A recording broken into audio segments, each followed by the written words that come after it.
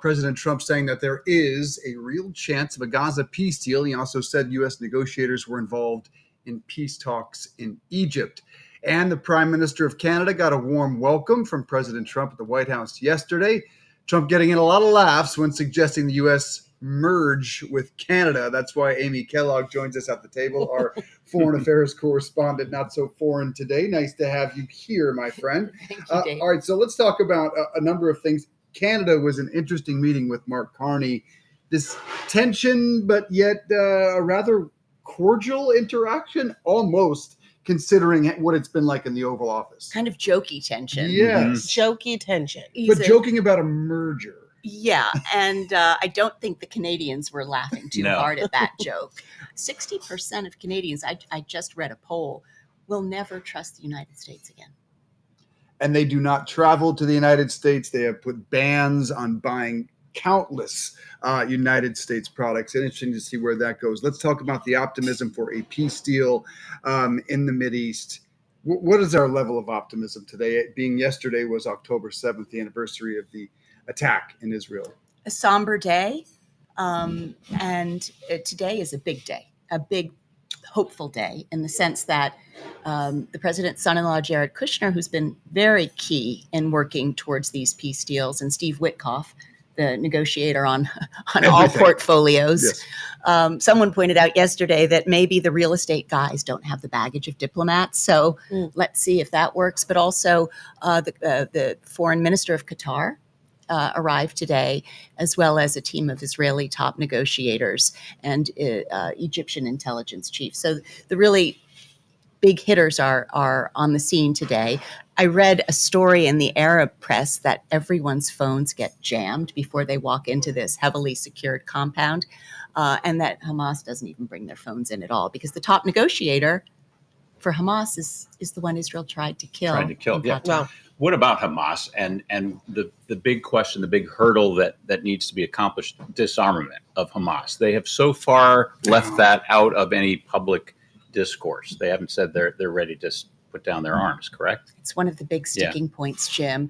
Phase one looks likely to happen, which is the exchange of hostages and something of an Israeli withdrawal from Gaza back to another line.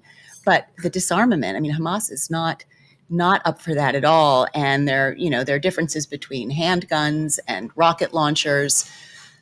Another issue is the fact that there are a lot of militias now taking on Hamas in Gaza. So an international peace force that would involve a lot of Arab armies would then be up against some of these new militant groups. I mean, it's really complicated. The second tier of issues, like that security force, like the disarmament, are going to be, I think, a lot more difficult to get past. You know, Amy, we have leadership talking about these negotiations. In the middle, like in any conflict or war, we have citizens in both Israel and Palestine. I want to talk about the state of affairs for citizens in Palestine right now. What are you hearing? You said you were just reading articles and reports about what's been going on. Yeah, the Washington Post had a really important story today about Gaza, and it's really been annihilated. It's going to take decades to rebuild it, 55 years with 100 trucks. And where's the money coming That's clearing from rubble. Yeah, exactly. It's got the highest per capita percentage of amputees in the world. Wow.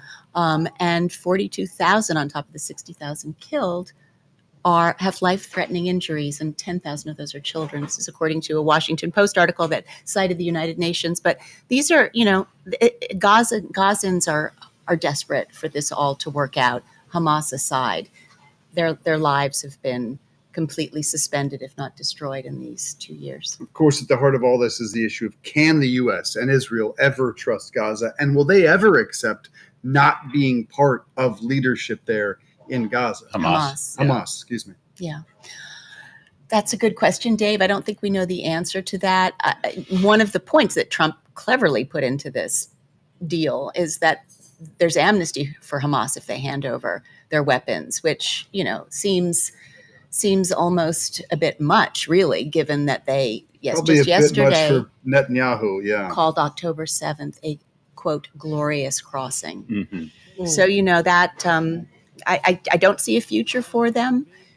It'll be interesting to watch the prisoners who get out in this exchange, because some of the Palestinian ones are very important ones. one could be tipped to be a new leader for the Palestinians, Marwan Barghouti. I don't know if they'll spring him or not, but he's someone to watch because a new generation of leadership needs to come on board for the Palestinians. Amy Kellogg, so good, great to have you stateside for just a little bit here in Thank the diner, you. because so usually you're way overseas in Italy, so it's good to see you here in person. We appreciate it. Let's do some breakfast. Yeah. Yeah. All right.